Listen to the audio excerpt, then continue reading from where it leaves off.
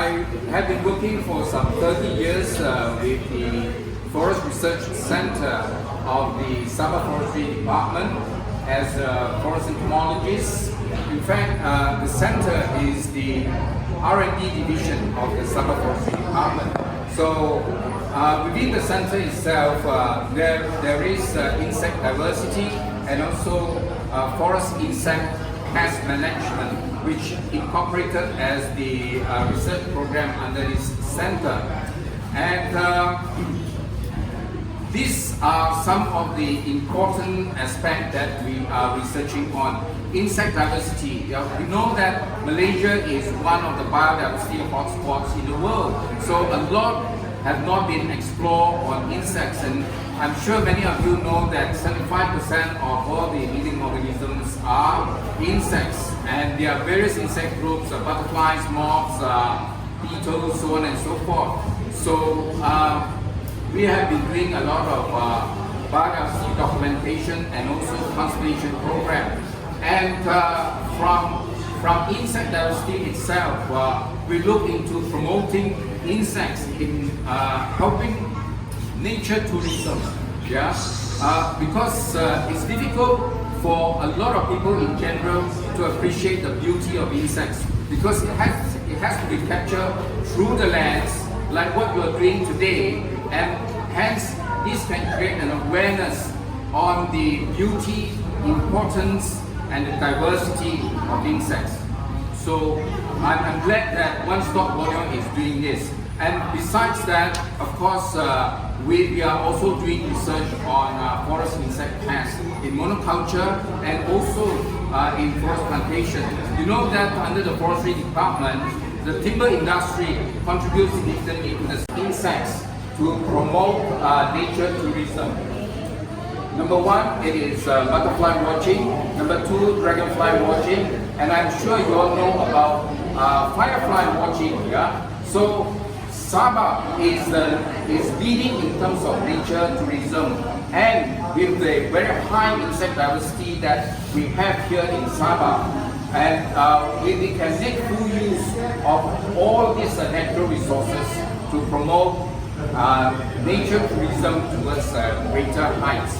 I myself, I provide talks here to the tourist guides in Sabah through the CTRE and also to the Tourist Guide Association and so on.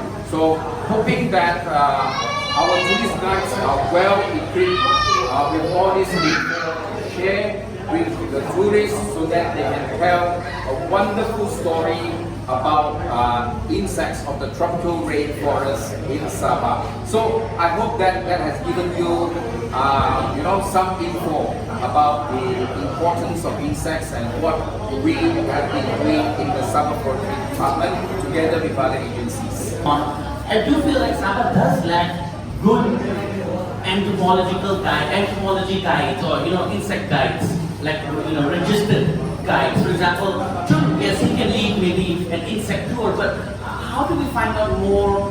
Let's say if there's a tourist request, they want to watch dragonflies. Who do we call? And how do we train them more? There are a lot of bird watching guides, mammal watching guides, herpers. So how do we find this list of guides who can do insect tourism, and how do we train more? Because are there many people who can train people to be insect guides?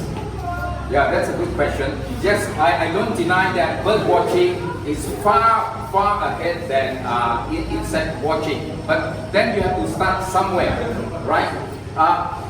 I think many of you do butterfly watching. Yeah, it's kind of satisfying, though that you need a lot of patience. Yeah, but then compared with insects and birds, it's easier to photograph dragonfly. It's easier to photograph butterflies.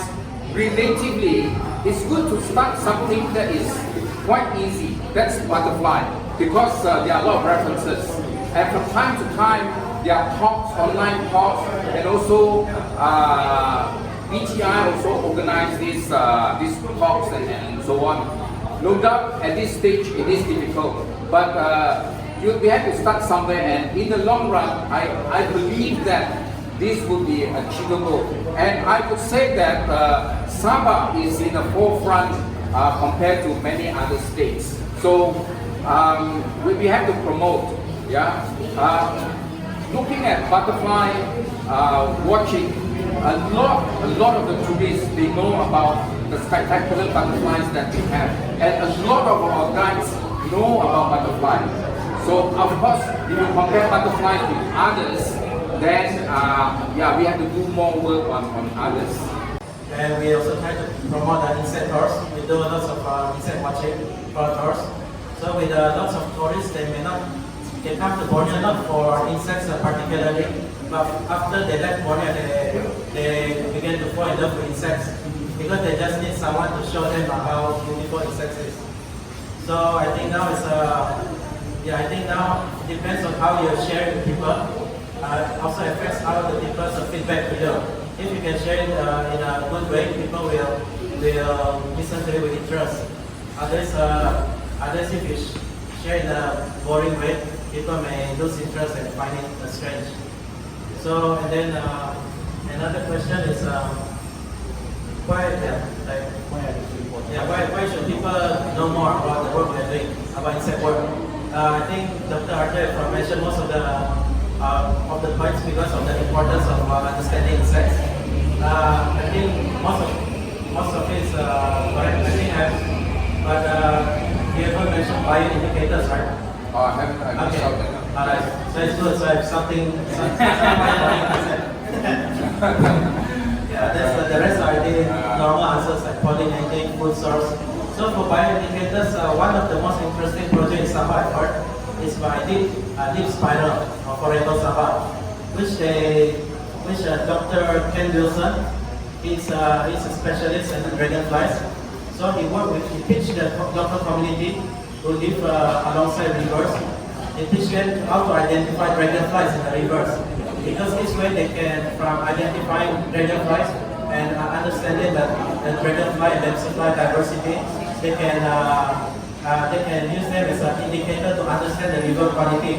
So from them they can know the quality of the river, whether it's very polluted or very clean.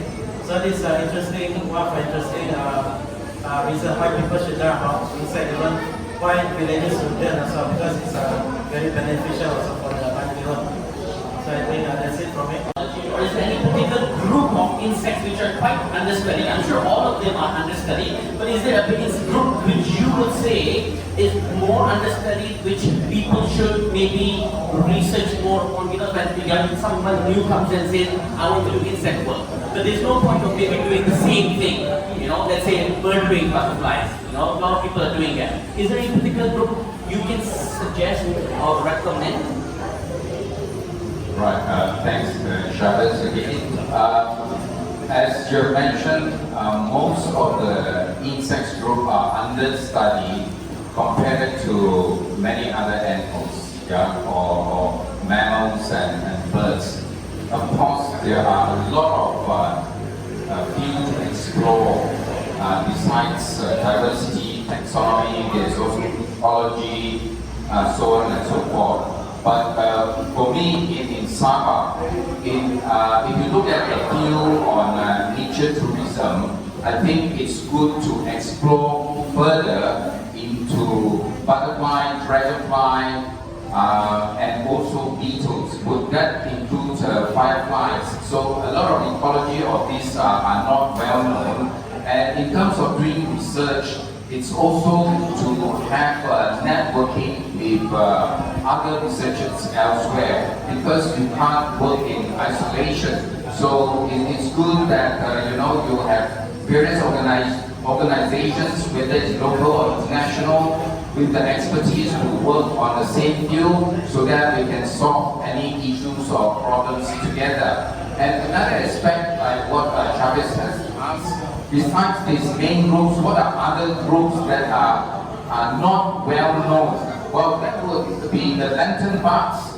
You know, when you have tourists and visitors coming in, they always want to photograph lantern bugs, but not much is known about this. But there's a book written on lantern bugs of Borneo, which features about 30 to 33 species or subspecies.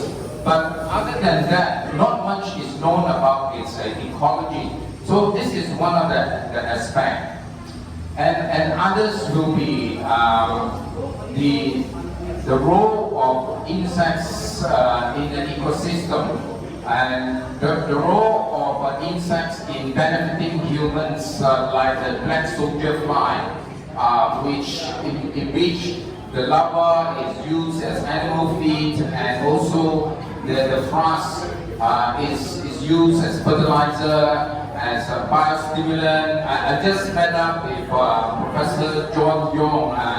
He has been giving me a lot of advice on this kind of studies, right? Because for us, we focus mostly on diversity, conservation, pest management, and so on. Of course, there are other aspects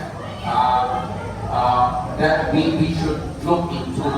So I would say these are some of the fields that we should zoom in so that it can bring benefit to the state and also to the community.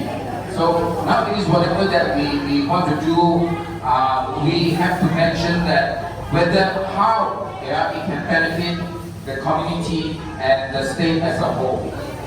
We can't just do pure taxonomy work, and when the government asks, because it's not known by many people, so we have to do the research. So you have to have an answer. Does it benefit to the community? Does it benefit to the state? You see? So that's the kind of answer that we have to provide. Right. Accurate disease, but there was a statistic before that estimated around 80% of the insects in Borneo are undescribed yet. So there's a big potential. And I think even though taxonomy work and describing new species, it's a bit for now it's considered positive because it's hard to get funding for this. But I think it's still quite an important work because you cannot study, you cannot consider what you don't know, what you cannot name. Yeah, before you need to do more work or something, do more study or something, or study the practical use on medicinal value of food source, we must at least know the name. But problem is 80% of our insects are nameless. It's not described yet. So it's a big potential big hole there, which I think we need more future entomologists to fill up this gap.